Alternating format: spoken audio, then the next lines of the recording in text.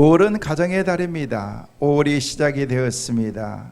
특별히 오늘은 어린이 주일이고 다음 주일은 어버이 주일로 지키며 저희 교회에서 또 그동안 하나님께서 51년 동안 지켜주신 은혜를 함께 나누는 감사와 또 은혜의 시간을 저희들이 갖게 될 것입니다.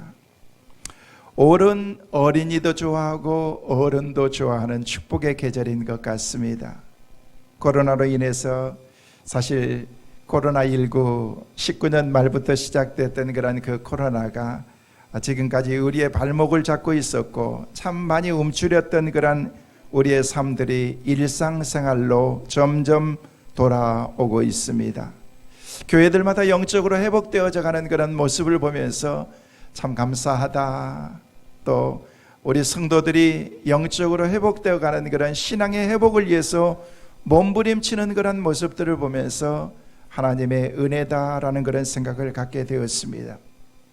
5월은 참으로 아름다운 계절이지만 그동안 저희들은 아름답지 못하게 보냈던 계절이었습니다.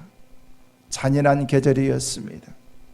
산가들에는 화사하게 꽃이 피었지만 우리는 제대로 꽃이 피은지도 모르고 제대로 꽃도 한번 보지 못하면서 그 아름다운 계절을 보내버리고 말았습니다. 특별히 오늘은 어린이 주일을 맞이하면서 우리 어린이 찬양팀들도 함께 서서 찬양하고 예배하는 모습을 보면서 참 어린아이의 그 모습은 아름답다라는 그런 그 말 자체가 이들에게 가장 아름다운 표현인 것 같습니다. 젊음은 참 아름다운 것입니다. 지난번에 한번 말씀을 드린 것처럼요, 학생들이 지나가는데요, 너무너무 예쁜 거예요. 근데 가만히 얼굴을 뜯어봤는데 못생겼어요. 그런데 젊음이 청소년들의 그 젊은 어린아이들의 그 모습 자체가 아름답다라는 그런 생각을 갖게 되었습니다. 오늘 어린이 주일을 맞이해서 함께하는 우리 어린이들 또 우리 성도들 여러분의 삶 가운데 주의 충만한 은혜가 늘 충만하시기를 주의 이름으로 축원합니다. 성경에 나오는 어린아이들의 모습을 저는 말씀을 묵상하면서 생각하며 우리 주님께서 어린아이들을 어떻게 대하시고 얼마나 소중하게 여기셨는가를 볼 수가 있었습니다. 우리 주님은 어린아이들을 참 귀하게 여기셨던 것 같습니다. 그래서 주님이 말씀하시기를 어린아이와 같이 아니하면 천국에 결단코 들어갈 수 없다라고 말씀하셨습니다. 그리고 어린아이들이 내게 오는 것을 막지 마라, 금하지 말라라고 말씀하셨습니다.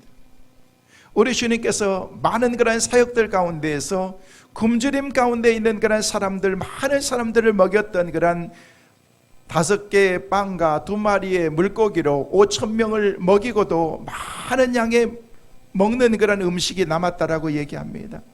그리고 7개의 빵과 2개의 물고기로 가지고 있었던 그런 기적을 베푼 것도 다 어린아이들이 가지고 있었던 것들을 우리 주님께 내어놨을 때에 주님이 그것을 받으시고 그것을 축복기도 하시고 난 다음에 떼어줬을 때 하나님의 기적의 역사가 그들 가운데 일어났다는 것입니다. 어른들은 그런 헌신을 할 줄 몰랐습니다. 내 것을 내어놓을 수 있을 만한 그런 마음의 여유도 없었는데 어린아이들은 자기가 가지고 있는 것을 주님을 위해서 드렸을 때 우리 주님께서 그렇게 많은 것을 축복의 역사로 바꾸셨다는 것입니다. 하나님께서 이 땅에 친히 세우신 것 중에 가장 소중한 것은 가정인데 그 가정 가운데 우리의 자녀들을 주셨는데 자녀들이 있다는 그런 가정들, 가정에 자녀들이 있는 그런 가정들을 보면요 항상 웃음꽃이 피어 있습니다. 애들이 있다는 것은 복인 것입니다. 어른들 보면요 어른들의 자랑이 손자, 손녀들 자랑하는 거잖아요. 그래서 늘 자랑합니다. 기쁨인 거죠. 어린아이들이 우리에게 주는 그런 기쁨은요 솔직히 따져보면요 그렇게 많지 않습니다.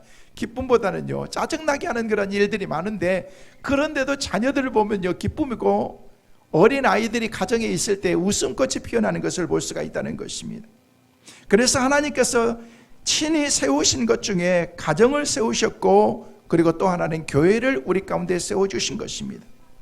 하나님은 가정과 교회를 통해서 넘치는 은혜를 베풀어 주십니다. 따라서 성도들이 이 땅에서 풍성한 축복의 삶을 누리기 위해서는요 가정과 교회가 건강해야 됩니다.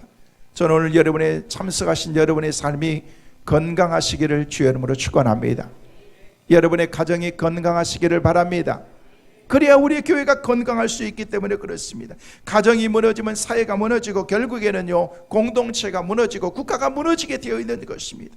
세계를 제패했던 그런 로마 제국이 멸망한 직접적인 그런 원인은 단순히 정치적인 그런 이유가 아니었다는 것입니다. 군사적인 이유도 아니었던 것입니다. 바로 성적으로 타락한 그런 가정이 병들었을 때, 가정이 건강하지 못했을 때 그들은 모든 삶 가운데 한순간에 다 무너졌다라고 역사학자들은 얘기를 하고 있습니다. 그래서 로마 당시에 유명한 철학자였던 그런 세네카는 우리에게 말하기를 로마의 애국자들이여 가정으로 돌아가십시오, 가정으로 돌아가십시오 라고 얘기했던 것입니다.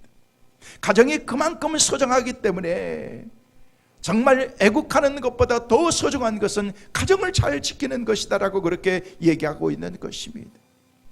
노벨상 수상자였던 솔제니츠는 공산주의 국가들이 붕괴의 원인을 얘기를 하면서 그는 이렇게 얘기했습니다. 그들이 가정과 교회의 중요성을 가소평가했기 때문에 그 공동체가 다 무너지게 되었다라고 그렇게 얘기했다는 것입니다. 사탄은 오늘도 교회와 가정을 끊임없이 공격합니다. 계속해서 공동체를 무너뜨리기 위해서 가정의 그 소중함의 그 가치를 우리가 잃어버리면서 우리가 삶을 살아가고 있다는 것입니다. 그동안 코로나로 인해서 위축되었고 많은 사람들이 힘들어하고 예배도 제대로 되지 못하는 그런 환경 가운데 우리의 삶을 살았었습니다. 정말 소중한 것이 무엇인가? 하나님께서 주신 그런 하나님의 은혜의 삶을 우리가 믿음으로 삶을 살아야 되는데 그렇지 못한 그런 우리의 삶을 우리가 살게 되었다는 것입니다. 사탄은 오늘도 사단과 방법을 가리지 않고 성도들의 가정에 가라지를 뿌리고 계속해서 공격하는 것입니다.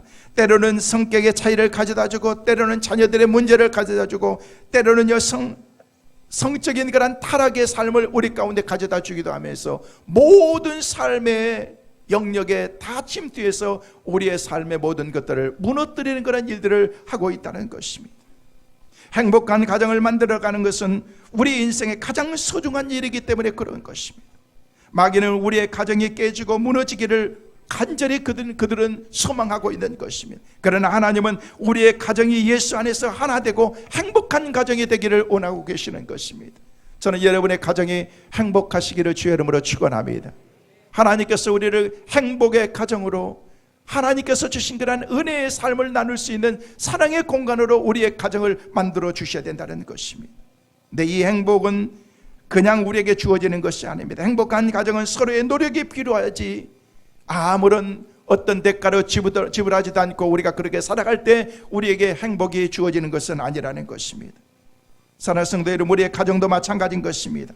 여러분의 가정이 행복하기를 원하십니까? 여러분 진짜 가정이 행복하기를 원하십니까? 그러면 참으로 여러분이 가정이 행복하기 위해서는요 행복의 조건들을 여러분이 갖춰야 된다는 거예요. 오늘 본문을 중심해서 이 행복한 가정을 이루는 비결이 무엇인가를 살펴보면서 행복한 가정은 어떤 가정인지 여러분과 함께 은혜를 나누고자 합니다. 어느 화가가 이 세상에서 가장 아름다운 그런 그림은 어떤 그림일 것인가 생각하다가 여러 가지 그림을 그리기 시작했습니다. 그러면서 구상도 하고 여러 가지 그림을 그릴 준비를 하면서 그렇게 하고 있는데 그러면서 결심을 하고 밖에 나가서 아름다운 그림을 작품을 만들기 시작했습니다. 그런데 어느 순간에 보니까 전쟁에서 이기고 온 그런 승전하는 그런 개선 장군의 모습이 너무너무 멋있어 보였던 것입니다. 그래서 그 모습을 보면서 이 그림을 그리는 이 사람은요 스케치를 하고 그림을 그려서 개선 장군의 모습, 승리하고 돌아온 그런 늠름하고 승리에 찬 그런 그 모습을 보면서 그림을 그렸습니다.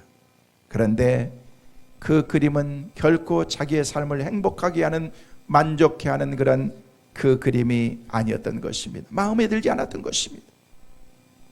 한참을 가고 있는데 어느 지역에서 두 남녀가 아름다운 그런 결혼식을 하고 있는 그런 모습을 보면서 그것을 그림을 그려보았습니다. 그것도 아니었습니다. 이제는 들판을 지나가는 그런 농부들이 들에서 땀을 흘리면서 농사하는 그런 그 모습을 보면서 그림을 그리웠습니다. 그러나 석연치 않았습니다. 이곳저곳을 다니다가 지친 몸으로 나중에 집에 돌아왔을 때 마침 정성껏 음식을 준비하는 아내가 음식을 준비해놓고 이제나 저제나 돌아올 사랑하는 남편을, 아빠를 기다리면서 음식을 차려놓고 서로가 손을 잡고 기도하는 그런 그 모습이, 그림자로 비춰진 그런 그 모습이 가장 아름다운 그런 모습이어서 이 화가는 자기의 가족의 그 그림을 그리기 시작한 것입니다. 우리는 인생의 행복을 멀리서 찾을 때가 많이 있습니다. 그러나 진정한 행복은 하나님께서 주신 여러분의 가정 안에, 내 주위에 가장 가까이에 있다는 사실을 우리는 모르면서 우리의 인생을 살아가고 있다는 것입니다. 사랑하는 성도 여러분, 여러분의 가정에 웃음이 늘 끊이지 않게 되시기를 간절히 소망합니다. 여러분, 그래야 하나님께서 주신 그런 기쁨을 나눌 수가 있는 것입니다. 내 삶에 웃음이 있다, 기쁨이 있다는 것은 충만함인 것입니다. 여러분, 언제 여러분이 가장 기쁘게 웃으셨어요? 언제 웃으셨던 그런 기억이 언제세요? 한번 생각해 보는 거예요. 글쎄요, 언제 기억이 있나? 그냥 무슨 재밌는 프로그램 코미디를 보면서 웃는 것 말고 정말 내 마음이 기뻐서 웃었던 그런 그 기억이 언제냐는 거예요. 너무 심각하게 여러분 표정 좀 짓지 마세요. 저는 여러분의 얼굴에 웃음꽃이 환하게 피는 그런 삶이 되었으면 좋겠어요. 그렇게 되시기를 간절히 소망합니다. 우리가 회복이 있을 때에, 활력이 넘칠 때에 그 가운데, 우리의 삶 가운데 기쁨을 가져다주는 그런 그 기쁨을 통해서 우리의 마음이 기뻐야지 먼저 우리의 얼굴에서 기쁨이 넘치는 그런 삶을 우리가 살아갈 수가 있는 것입니다. 기쁨이 있고 평안이 넘치는 그런 가정이 되기 위해서는 어떻게 될 것인가? 첫째는요, 행복한 가정은요, 하나님을 잘 모시는 가정이 행복하게 되는 것입니다. 저는 여러분의 삶이 행복하게 되시기를 간절히 소망합니다. 그럼 답은 하나예요. 예수님을 여러분의 가정에 모시는 거예요. 따라하겠습니다. 우리 가정에 예수님을 모시겠습니다. 오늘 16절 말씀에 가산이 적어도 여호와를 경외하는 것이 크게 부하고 번뇌하는 것보다 나으니라. 이 말씀은요, 내 가정이 잘 살지 못해도, 재산이 많지 않아도 여호와를 경외하는 것, 하나님을 믿고 하나님을 모시는 삶이 우리의 삶을 부하게 만들고 번민하지 않고 고민하지 않고 갈등하지 않고 풍요롭게 우리의 인생을 살아갈 수가 있다는 것입니다. 대부분의 사람들은요, 소유만 많으면 행복한 것처럼 생각합니다. 그러나 그렇지 않습니다. 여러분, 자식이 없을 때는 자식 하나만 있으면요, 내가 행복할 것 같지만은요, 자식이 하나가 아니라 여럿이 있으면요, 어른들이 아이고 엔수라고 얘기합니다. 물질만 내 삶 가운데 있으면 나는 행복할 것 같은데, 집이 없어가지고 힘들고 어려운 가운데 살았을 때에 그 서름을 받으면서 살았던 그런 우리 삶 가운데 집 하나만 있으면 내 삶이 행복할 것 같은데, 여러분 지금 집 가지고 계신데 그 집 때문에 행복하세요? 이게 오래가지 못하는 거예요. 여러분, 바닷물은요, 마시면 마실수록 더 갈증이 생기게 되어 있습니다. 세상의 것들이 그런 거예요. 세상의 것들을 내가 이만큼 가지면은요, 내 마음이 만족할 것 같고 흡족할 것 같은데요, 여러분 그렇지 않습니다. 소유는 가질수록 만족감을 가져다 주는 게 아니에요. 주변을 자세하게 한번 여러분 살펴보세요. 생활의 넉넉함에도 불구하고 만족함이 없이 행복이 무엇인지도 모르고 미움과 불화와 갈등 속에서 살아가는 사람들, 가정들이 얼마나 주위에 많이 있습니까? 반면에 소유는 부족하지만 웃음소리가 들리는 행복한 가정들이 있습니다. 솔로몬의 고백처럼 가산이 적어도 여호와를 경외하는 것이 크게 부하고 번뇌하는 것보다 더 낫다라고 그렇게 말씀하는 이 말씀이 꼭 우리에게 맞는 것 같습니다. 참된 행복은 하나님을 잘 섬기고 사는 것입니다. 부부간에나 부모와 자식 간에도, 형제와 형제 간에도 화목하게 하나님을 섬기고 사는 것이 곧 행복이라는 것입니다. 그러면은 어떻게 해야 이런 화목한 가정을 이루면서 우리가 살아갈 수 있는가?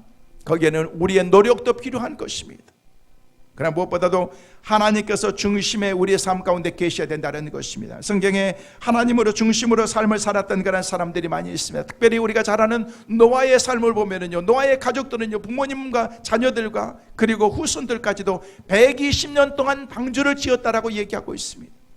120년 동안 아버지를 중심해서 방주를 지었는데 그들이 서로 갈등하고 싸우고 기약도 없이 수십 년, 이제 100년이 넘는 긴 세월 동안 그들이 방주를 지으면서 그들이 갈등하고 싸웠다라는 그런 얘기가 성경에 기록되어 있지 않습니다. 왠 줄 아십니까? 그 가정의 중심에 하나님이 계셨기 때문에 그런 것입니다. 하나님을 모시고 사는 그런 그 가정 가운데 행복이 있었던 것입니다. 우리가 잘 아는 신약의 고넬료의 가정, 온 식구들이 하나님을 참 경외하고 믿음의 본을 보였던 그런 가정이라고 사도행전 10장에 나와 있는데, 그 가정도 중심에 하나님을 모시고 예수님 중심의 삶을 살았던 그런 가정이었다는 것입니다. 어느 설문조사에서 재벌 100명을 뽑았습니다.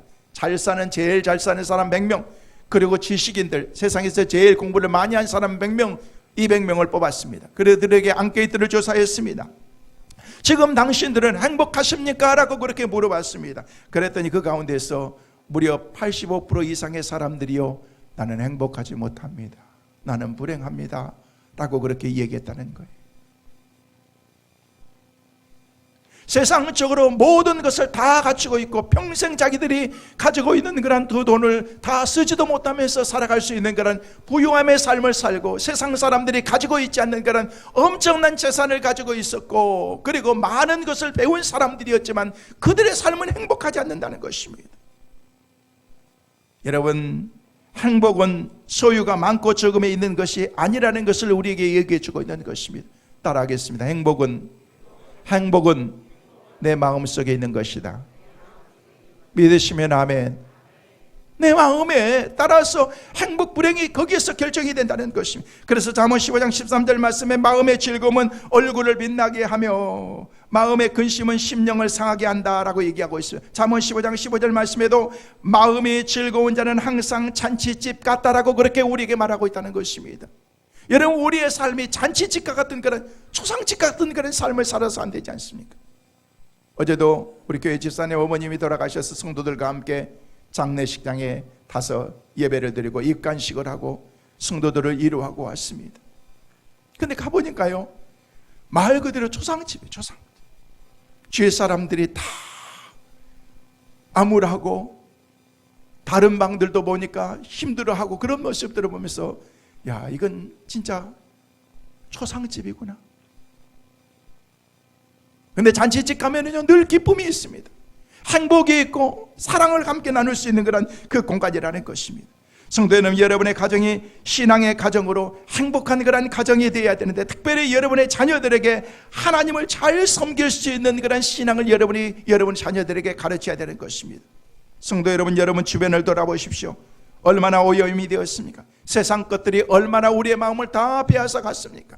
그동안 코로나19로 인해서 세상에서 우리의 예배를 얼마나 차단하고 방해하고, 하나님 앞에서 우리가 믿음으로 살아야 되는데 그렇지 못하는 그런 것들을 세상 같은 데서 얼마나 억압을 많이 받았습니까? 그래도 우리가 꿋꿋하게 신앙을 지키고 우리는 한 번도 예배를 피한 적이 없었습니다. 어떤 삶 가운데서도 우리가 예배를 드리는 것이다. 그래서 우리 온 성도들이 함께 모여서 기도하고 예배하고, 예배의 소중한 그런 그 일상의 삶이 얼마나 소중하다는 것을 우리는 깨닫는 시간들이었습니다. 세상에서는 격리를 두고 거리두기를 하지만 우리는 더욱더 주님께 가까이 오는 그런 시간들이 되었습니다. 왜? 하나님을 의지하지 않으면, 하나님께서 이런 모든 환경과 상황을 도와주시지 않으면 안 되기 때문에 그런 것입니다. 철저하게 하나님만을 의지하는 우리 모두의 신앙이 되시기를 주의 이름으로 축원합니다. 하나님께서 우리의 삶의 모든 것을 도와주셔야 된다는 것입니다. 우리가 뉴스를 통해서 고성 지역에 산불이 나가지고 얼마나 많은 그런 피해를 주었습니까? 지역 전체가 다 불타버리고, 그냥 좋은 집들이 다 불타버리고 앙상하게 불이 타버렸습니다. 그리고 엊그제는요, 이천에 있는 물류창고에서 불이 나가지고 어떻게 그 건물에서 불이 났는데 어디서 나는지도 모르고, 그리고 그 안에 있었던 사람들이 38명이나 돌아가시고 말았습니다. 그런 모습들을 보면서 얼마나 안타깝고 모두의 삶을 힘들게 하는 그런 짧은 시간이었지만 우리의 마음을 아프게 하는 그런 사건들이었습니다. 그러나 불에 타지도 아니하고 영원히 녹도 슬지 않는 그런 보배로운 신앙을 우리 자녀들에게 가르쳐줘서 그들이 이 신앙으로 삶의 중심에 하나님을 모시고 살아갈 수 있도록 우리가 가르쳐야 된다는 것입니다. 오늘 어린이 주일을 맞이하면서 내가 자녀는 다 키웠지만 여러분의 손자들 그리고 여러분의 자녀들, 그 자녀들에게 여러분이 많은 자산을 남겨주고 어떤 그런 건물을 남겨주는 것보다 더 소중한 것은 내가 가지고 있는 그 신앙과 믿음을 자녀들에게 가르쳐줘야 된다는 것입니다. 그래서 훗날 우리가 하나님 앞에 섰을 때 우리를 추모하는 그 자리에서 우리의 부모님은, 우리의 할아버지 할머니는 이런 분이셨다라고 그렇게 자신 있게 말할 수 있는 그런 신앙의 유산들을 남겨주는 것, 이거보다도 더 소중한 것이 뭐가 있겠느냐는 거예요. 그러기 위해서는 여러분이 먼저 신앙으로 살아야 됩니다. 믿음으로 살아야 됩니다. 할렐루야. 그래서 여러분이 가지고 있는 믿음과 신앙을 우리의 후손들에게도 유산으로 남겨줄 수 있는 축복의 귀한 은혜가 우리 모두에게 있게 되시기를 주의 이름으로 축원합니다. 두 번째로 행복한 가정은 서로 사랑하면서 사는 것입니다. 오늘 17절 말씀에 채소를 먹으며 서로 사랑하는 것이 살찐 썰을 먹으며 서로 미워하는 것보다 낫다라고 그렇게 우리에게 말씀하고 있습니다. 안병욱 교수님이라고 하는 그런 그 교수님이 썼던 그런 그 글 가운데 보면은요, 이분이 이런 얘기를 하셨어요. 가정에서는 세 가지의 메시지가 있어야 된다. 소리가 나야 된다. 첫째는 가정에서는 글 읽는 소리가 나야 된다. 그리고 두 번째는요, 가정에서는 일하는 소리가 나야 된다. 그리고 세 번째는요, 웃음소리가 들려야 된다라고 그렇게 얘기를 했습니다. 그런 가정이 행복한 가정이다라고 그렇게 말씀하셨더라고요. 꼭 맞는 얘기입니다. 저는 거기다 더 기도 소리가 좀 나야 됩니다. 찬송 소리가 나야 됩니다. 믿음의 소리가 그 가운데서 들려야 되는 것입니다. 그러면은요, 더 이상 바랄 것이 없는 그런 행복한 가정을 우리가 이뤄나갈 수가 있기 때문에 그렇습니다. 사랑하는 성도 여러분, 여러분의 가정도 늘 웃음소리가 들리고 서로 사랑하는 사랑의 소리가 들릴 수 있기를 간절히 소망합니다. 행복한 가정은 기다리는 사람이 있는 가정입니다. 그리운 사람들이 빨리 가정에 돌아갈 수 있는 그런 그 가정을 여러분이 만들어야 되는 것입니다. 그 누구도 여러분의 가정을 행복하게 만들어줄 수가 없습니다. 다른 사람을 흉내낸다고 해서 그 가정이, 우리의 가정이 행복한 것이 아닙니다. 그래서 여러분의 가정이요, 밖에 나가면 자녀들도 가정에 막 들어오고 싶은 그런 가정을 만들어야 돼요. 남편들도 집에 들어가면 빨리 들어가고 싶은 그런 가정으로 만들어야 되는 거예요.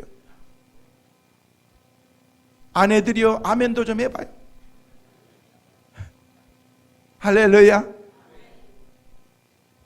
그런 스윗 홈 스윗 홈을 만드셔야 돼요. 할렐루야. 가정을요, 집에 가시면은요, 깨끗하게 좀 하세요. 청소도 좀 잘 하시고, 그냥 필요 없는 물건은 좀 다 버리시고. 물론 그런 분이 안 계시겠지만은요, 집을 막 쓰레기처럼 해놓고 사시는 분들이 있습니다. 그렇게 살지 않아도 되는데 쓰지도 않으면서 그냥 자국자국 다 쏘아가지고 모아놓고, 나는 그게 이해가 안 되는 거예요. 꼭 필요한 것만 있으면 되는 거지, 그냥 막 이것도 저것고 나중에 10년 뒤에 쓸지도 모르네. 10년 뒤에 쓸 거는요, 다 그때 가면 하나님이 또 그때 주시는 거예요. 깔끔하게, 단정하게 집을 청소도 좀 하시면서, 그래야지 좀 집에 들어가는데 막 깨발함을 디디면서 집에 돌아다니면서 그렇게 좀 만들면은 그 누가 들어가고 싶겠어요? 제가 그래서 사무실에 자주 있나?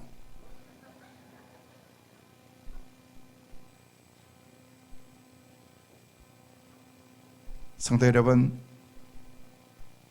우리의 가정이 정말로 행복한 가정으로 만들어야 되지 않습니까? 여러분, 사람은 짐승과 다릅니다. 사람은 사랑을 먹어야 됩니다. 짐승은 잠자리만 있고 먹을 것만 있으면 살아갑니다. 그러나 사람은 빵으로만 살 수 없고 옷만 잘 입는다고 해서 행복해지는 것이 아니라는 것입니다. 잠자리가 있다고 해서 행복하다고 말할 수 없습니다. 사랑을 느낄 때 행복해지는 것입니다. 사랑이 오고 갈 때에 행복을 우리가 함께 나눌 수가 있는 것입니다. 가정은 사랑으로 이루어진 공동체입니다. 인류 최초인 아담의 가정을 만드실 때에도 하나님께서는 남녀를 창조하시고 사랑을 통해서 생육하고 번성하는 그런 축복의 가정을 만드셨다라고 그렇게 우리에게 말씀하셨습니다. 가정은 사랑으로 이루어지는 것입니다. 진정한 의미에서 사랑이 없는 그런 가정은, 사랑에 빠져있는 그런 가정은 가정이 아닌 것입니다. 집인 것입니다. 집. 이것은 가정이라고 그렇게 말할 수가 없는 것입니다. 많은 사람들이 가정과 집을 착각하고 있습니다. 여러분, 집은요, 이것은 더 하우스인 것입니다. 근데 우리의 삶은요, 가정은요, 가정의 하우스가 아니라 패밀리가 되어야 된다는 것입니다. 서로가 모이면은 사랑을 나눌 수 있는 그런 축복의 공동체가 되어야 되는데, 여러분요, 어떤 사람들은 집에서 사는 사람이 있습니다. 어떤 사람은 가정에서 사는 사람이 있습니다. 집과 가정은 다르다니까요. 아무리 좋은 것이, 여러분 잠만 잔다고 그게 가정입니까? 여러분 밖에 나가면 우리는 호텔에서 잡니다.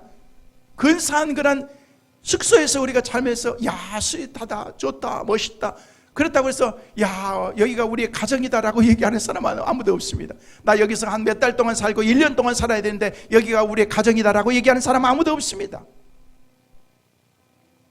그러나 우리의 가정은 다르다는 것입니다. 왜? 사랑의 공동체이고 그 중심에 예수 그리스도를 모시고 사랑하는 그런 그 가정이기 때문에 그렇다는 것입니다. 여러분, 2차 대전 때에 전쟁이 끝나고 난 다음에, 전쟁이 끝나면 항상 고아들이 많이 있는 거죠. 고아들이 너무 많이 있어가지고 미군들이 그 고아들에게 맛있는 그런 영양가 있는 음식을 갖다 주고 고기도 갖다 주고 먹을 것을 갖다 줬습니다. 왜? 어린아이들이 자주 병 들어가고 힘들고 어려워하니까. 그래서 갖다 주는데, 갖다 줄 때마다, 그리고 자원봉사자들이 가서 그들을 섬기며 갈 때마다 고아원에 있는 어린아이들이 막 우르르 몰려와가지고 너무너무 기뻐하는 거예요. 그래가지고 머리를 쓰다듬어주면요, 그들의 얼굴을 쳐다보고 눈빛을 보면서 싸늘하게 얼굴이 변하면서 그 어린이들이 다 떠나더라는 것입니다. 이유를 알 수가 없었습니다. 자기들을 도와주고 먹을 것을 주기 위해서 왔었던 그런 사람들에게 그냥 와서 안기면서 너무 좋아하면서 그들의 얼굴을 보면서 그들이 그것을 다 서서히 떠나게 되더라는 것입니다. 그래서 원장님에게 물었습니다. 왜 그렇습니까? 그런데 원장님은 그렇게 얘기하더라는 것입니다. 혹시 자신들을 데리러 온 부모가 아닐까 하는 그런 기대, 부모님에 대한 그런 좋은 소식을 가지고 온 것은 아닐까 하는 그런 기대를 가지고 왔었는데 실망하고 당신의 눈빛을 보면서 떠났다라고 그렇게 얘기를 하더라는 것입니다. 저들은 지금 먹을 것을 기대하고 달려온 것이 아니라는 거예요. 사랑이 필요한 아이들이라는 것입니다. 따뜻한 사랑이 흘러넘치는 가정이야말로 행복의 보금자리라고 말할 수가 있는 것입니다. 에리 프롬이라고 하는 사람은 이런 얘기를 했습니다. 사랑이라는 것은 과연 무엇인가? 라는 그런 얘기를 하면서 사랑은 서로가 책임을 지는 것이다 라고 그렇게 우리에게 얘기했습니다. 다른 사람에게 책임을 전가하는 것이 아니라 내가 그 책임을 지는 그런 그 마음을 갖고 사랑하는 것이 진정한 책임이라고 얘기한다는 것입니다. 한 동네에 결혼식이 있어서 앞집에서도 결혼해서 며느리가 들어오고 뒷집에서도 결혼해가지고 며느리가 들어왔습니다. 얼마나 기뻐요. 근데 며느리가 들어와서 이제 생활이 시작이 되면서 어느 날 시어머니가 며느리에게 밥을 지어주면서 이제 밥을 해라 라고 얘기하면서 불을 떼는 것들을 이렇게 가르쳐 주는데, 며느리가 이렇게 불을 떼고 그러는데요, 한참 불을 떼니까 이제 밥 냄새가 나면서 부글부글 끓면서 막 이제 김이 나면서 그렇게 하더라는 거예요. 여러분, 그때는요 빨리 불을 줄여야 되는 거예요. 불을 줄이고 이제 뜸으로 들어가야지 나중에 밥이 이제 익어가면서 이제 맛있는 밥으로 되는데, 부글부글 끓고 이제 밥 냄새가 나는데도 이 며느리가 모르고 그냥 불을 계속 뗀 거예요. 여러분, 떼니까 나중에는요 밥이 되는 게 아니라 밥이 타는 거예요. 여러분, 그 안에 있으면 밥이 탄지 아니면 이게 뭐 밥이 어떻게 됐는지 잘 모르잖아요. 냄새가 서서히 나기 때문에 나중에 와보니까 그냥 밥이 타가지고 냄새가 나가지고 솥이 깨질 정도로 돼버린 거예요.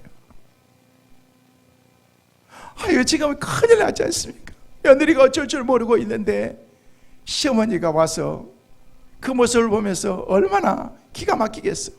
시어머니가 그러는 거예요. 며느라 미안하다.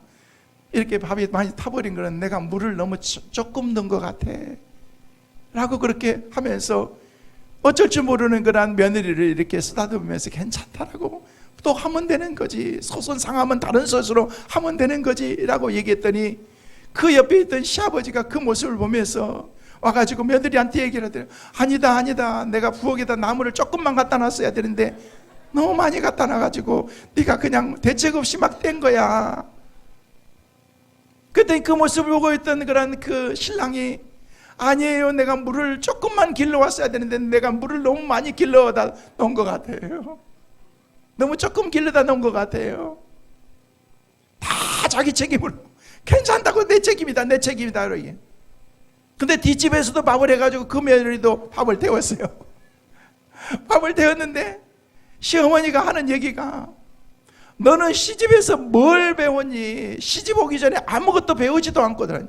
여러분, 아무리 마음 상해도요, 시집 얘기하면 안 돼요. 친정 얘기하면 안 돼요. 시집 얘기해도 안 돼요. 여자들 그렇잖아요. 당신은 부모에게 뭘 배웠냐고, 시집에서, 시댁에서 뭘 배웠냐고. 또 남편들은 친정에서 당신은 뭘 배웠냐고 얘기를 하면서, 누가 배워서 왔나요?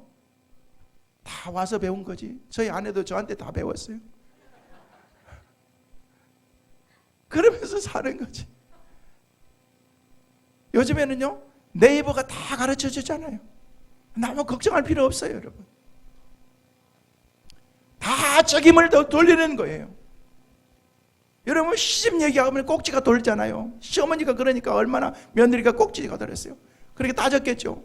왜 그걸 밥 못한 거 가지고 시집까지도 얘기하자 그러니까, 옆에서 보고 있던 시아버지가 가만히 있겠어요? 너는 시어머니가 얘기하는데 말대꾸를 따박따박 하느냐라고 얘기하고, 그 얘기를 듣고 있었던 그런 남편은요, 거기서 그냥 가만히 있으면 되는데, 꼭 그런 남편은요, 치맛복에서 사는 그런 그 남편들은 그게 또 있잖아요, 여러분.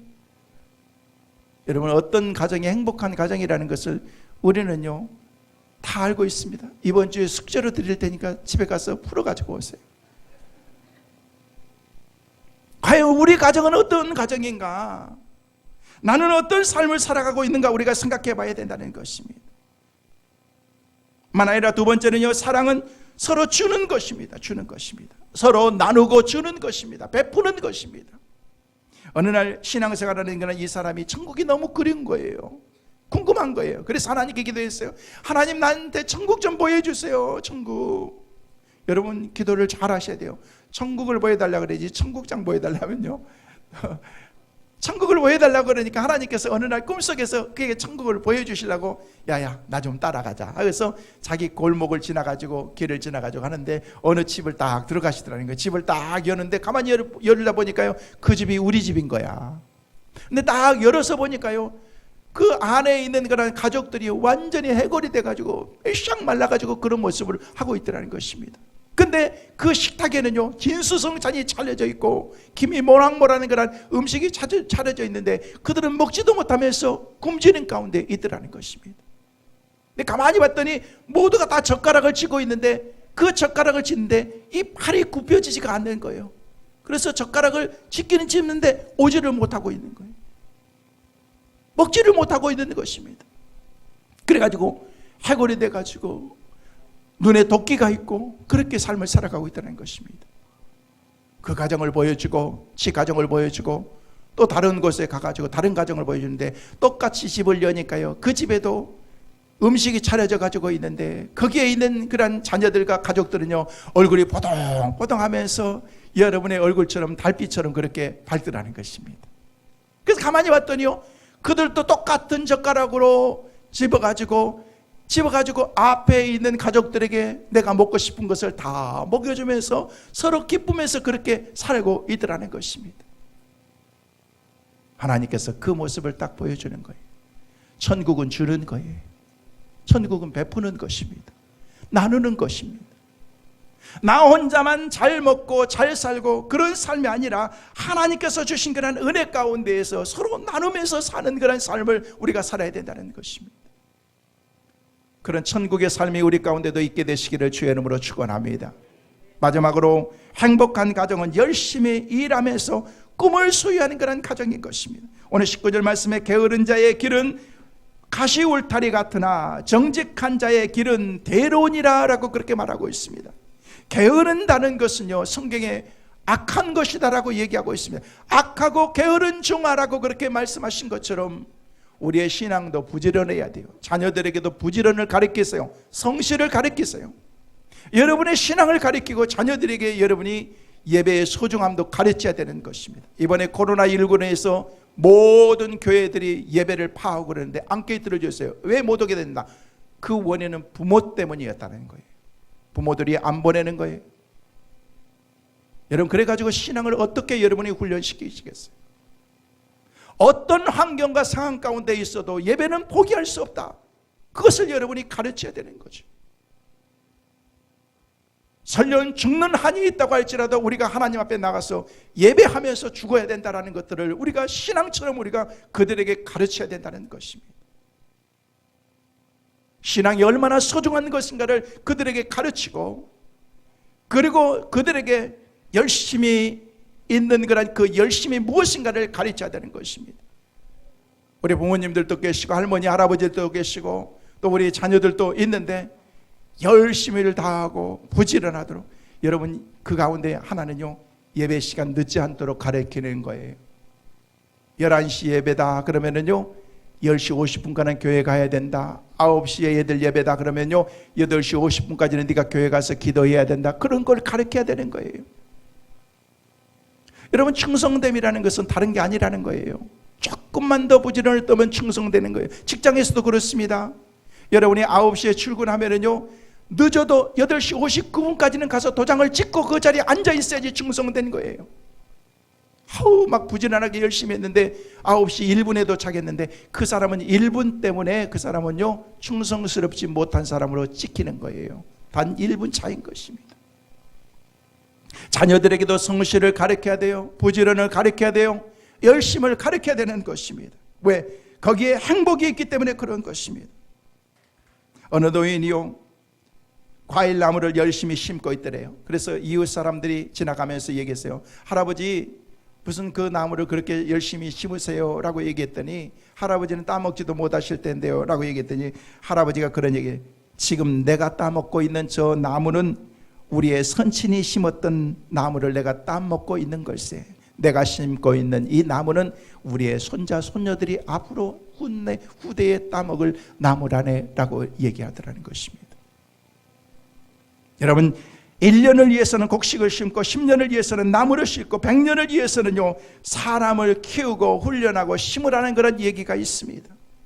여러분, 우리의 자녀들이 21세기의 주역들로 우리가 커나갈 수 있도록 우리가 기도해야 되지 않습니까? 특별히 여러분 기도하시길 바랍니다. 영아 유치부를 위해서, 유초등부를 위해서, 중고등부를 위해서, 청년부, 대학부를 위해서 여러분 기도하시길 바랍니다. 그들이 믿음의 다음 세대로 우리 교회를 앞으로 잘 이끌어 나갈 수 있는 그런 믿음의 자녀들로 설 수 있도록 위해서 기도해야 된다는 거예요. 여러분, 유대인들은 자녀 교육을 5가지로 방법을 가르치면서 시켰다고 얘기합니다. 첫째는요 태어나면서부터 조기 교육을 시켰다는 것입니다.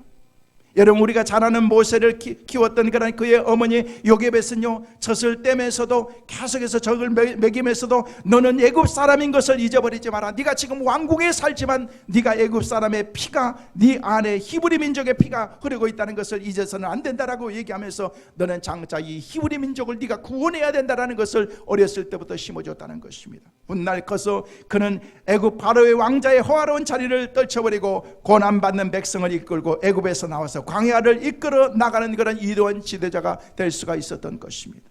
유대인들은요 책임감을 꼭 심어준다고 얘기합니다. 유대인들의 특징 중에 하나는요 자신이 일을 맡으면 끝까지 책임을 지는 그런 그 책임성을 그 자녀들에게 가르친다는 것입니다.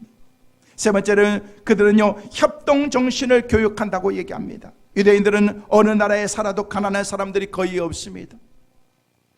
설령 가난한 사람들이 있으면요 주위의 사람들이 유대인들이 와서 여러분 실패한 사람이 있으면요 많은 사람들이 와가지고 그 실패의 원인을 찾아주고 그러면서 그들을 도와주면서 다시금 네가 성공하게 되면 이것을 다른 사람에게 갚도록 해라 하면서 같이 살 수 있도록 만들어준다는 것입니다. 만 아니라 부자가 되는 그런 교육을 시킨다는 것입니다. 돈을 열심히 악착같이 벌어서 그리고 돈 함부로 쓰지 않냐고 지혜와 청지기적인 그런 삶을 그들에게 가르친다는 것입니다. 그리고 어디를 가든지 천대받지 않는 존재가 되도록 유대인 자녀들에게 철저한 교육을 부모들이 시킨다는 것입니다. 여러분, 지금 미국을 전체를 움직이고 있는 그런 모든 사람들은 거의 유태인들입니다. 정치, 경제, 예술, 문화 할 것 없이 모든 분야에서 그들이 세상을 움직여 나가고 있다는 것입니다. 사랑하는 성도 여러분, 우리는 꿈의 자녀들을 키워야 됩니다. 믿음의 자녀들을 키워야 됩니다. 우리가 그들을 위해서 기도하고 영적으로 믿음의 영적인 다음 세대들이 바로 설 수 있도록 우리가 기도해야 된다는 것입니다. 한 가지 말씀만 드리고 말씀을 마칩니다. 미국의 자동차 왕이었던 헨리 포드가 기업을 이루고 난 다음에 나중에 은퇴하면서 자기가 살아갈 집을 마련하기 위해서 고향에다 집을 짓게 되었습니다. 세계적인 그런 대부호이기 때문에 집을 짓는다 그래서 화려하게 너무 멋있게 지을 줄 알았는데 사람들이 지나가면서 보니까 너무 초라하게 짝이 없는 그런 집을, 일상 가정에 있는 그런 그 가정들을 집을 짓게 되더라는 것입니다. 그래서 주위 사람들이 이건 너무 초라하지 않습니까? 호화롭지는 않아도 불편하지는 않아야 되지 않습니까? 라고 그렇게 얘기했을 때 헨리 포드가 이런 유명한 말을 했다고 합니다. 가정은 건물이 아닙니다. 비록 작고 초라할지라도 예수님의 사랑이 넘치면 그것은 진정한 가정이고 우리의 집입니다 라고 얘기했다는 것입니다. 아무리 호화로운 집이라고 할지라도 예수님을 모시는 그런 그 가정이 아니면은요, 그 집은 행복한 가정이 될 수가 없습니다. 5월 가정의 달을 맞이하면서 저는 여러분의 가정에 예수님을 꼭 모시고 살아갈 수 있는 은혜가 있기를 간절히 소망합니다. 예수님의 진정한 그런 생명의 원천이신 그런 그 가정, 예수님을 모시고 살아가는 그 축복의 가정을 이루어서 지금보다도 더 행복을 나눠줄 수 있는 축복의 귀한 공동체, 여러분의 가정 그리고 우리 교회가 될 수 있기를 주님의 이름으로 축원합니다.